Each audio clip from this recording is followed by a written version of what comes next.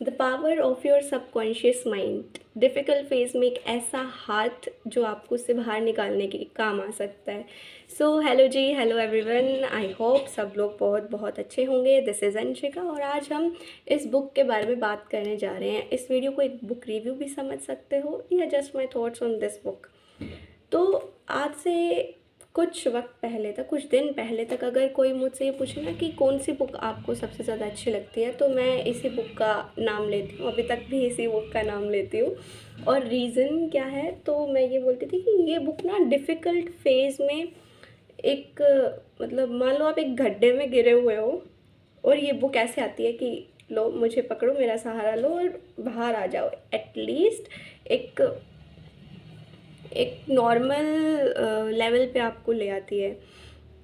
तो ये बुक जो है, इसका मैं ऐसे ही कहूँगी कि जब कोई डिफ़िकल्ट फेज़ चल रहा है और एक पर्सन जो बहुत होपलेस, मतलब एक होता है ना कि उम्मीद उम्मीद ख़त्म हो जाती है, जब बोलते कि उम्मीद पे दुनिया कायम है। तो जब उम्मीद ख़त्म हो जाती है ना, तब लाइफ में कुछ भी एक्ट करना ही बहुत मुश्किल लगता है। इवन अपनी जगह से खड़े होके दूसरी जगह तक जाना भी बहुत मुश्किल लगता है जब उम्मीद ख़त्म हो जाती है। जब आप बहुत ज़्यादा होपलेस फील करने लगते हो और ऐसे लगता है कि कुछ है ही नहीं, मतलब क्यों, कुछ कुछ है ही नहीं, मतलब ऐसे लगता है, होपलेस एवरीथिंग। तो उस टाइम पे ये बुक आपको वो उम्मीद देने का काम कर सकती है, वो होप देने का काम कर सकती है और आपको एक एक ऐसे लेवल पे लाने का काम कर सकती है कि एटलीस्ट आप एक नॉर्मल लेवल पे अपनी लाइफ में फंक्शन तो कर सकते हो। इसमें मैनिफेस्टेशन, लॉ ऑफ अट्रैक्शन वाले कॉन्सेप्ट्स जो हैं वो लगते हैं। तो अभी तक मुझे यही लगता था कि ठीक है, ये बुक मैंने रीड की और सीरियसली ये बुक मुझे आज भी one of the my favourite book है। इसको मैं 3 से 4 बार ये इंग्लिश ट्रांसलेशन रीड कर चुकी हूँ, एक बार इसका हिंदी ट्रांसलेशन भी रीड कर चुकी हूँ। रीज़न इज़ नॉट कि मुझे समझ नहीं आया था रीज़न इज़ कि उसकी चीज़ें मेरे दिमाग में जो है वो सेटल डाउन हो सकें, बैठ सकें, सिंक हो सकें। तो लेकिन कुछ वक्त बाद जो है मैं धीरे धीरे इन इसके कॉन्सेप्ट्स को समझ रही थी, जैसे मैनिफेस्टेशन। तो मैं भी ट्राई किया, मैंने भी काफ़ी चीज़ों में ये टेक्निक लगाओ, वो टेक्निक लगाओ। एक पॉइंट पे आके मैं ऐसी हो गई कि इतनी सारी टेक्निक हैं, बंदा कौन सी टेक्निक को पकड़े, किस किसको जो है एक को पकड़ के और फॉलो अप किया जाए। फिर मुझे इससे बियॉन्ड का थोड़ा एक कॉन्सेप्ट समझ में आया, विच इज़ सरेंडर। कि ये बुक से आपको होप मिल सकती है, उम्मीद मिल सकती है, बट उसके बाद में आपके पास में ऑप्शन है कि आप वही टेक्निक्स को आगे तक यूज़ करना चाहते हो या एक सरेंडर इज़ ऑल्सो अ वे, उसको अपनाना चाहते हो। तो मेरी कोशिश ये रहती है कि मैं उसी वे की तरफ जाऊँ। ये भी अच्छा है। लेकिन फिर अब मुझे समझ में आया कि ये सिर्फ मैनिफेस्टेशन, लॉ ऑफ अट्रैक्शन ही नहीं बताती। जो पॉजिटिविटी मैं मेरे अंदर देख पाई है उसका बेस बनी बहुत सारी चीज़ें। मैं और वो भी मुझे कैसे पता चला, अभी मैं जनरली हाईलाइट नहीं करती हूँ बुक्स को, बट इसमें मैंने कुछ कुछ चीज़ें हाईलाइट कर रखी है। तो मैं यूँ ही इसको खोल के पढ़ रही थी, फिर मुझे रियलाइज़ हुआ यार मैंने तो थोड़ा ना संकीर्ण, यानी वो छोटे लेवल पे इसका परसेप्शन अपने माइंड में बना रखा है, क्योंकि बहुत टाइम से नहीं पढ़ी। 1 डेढ़ साल तो आराम से हो गया होगा, उससे पहले पढ़ी थी।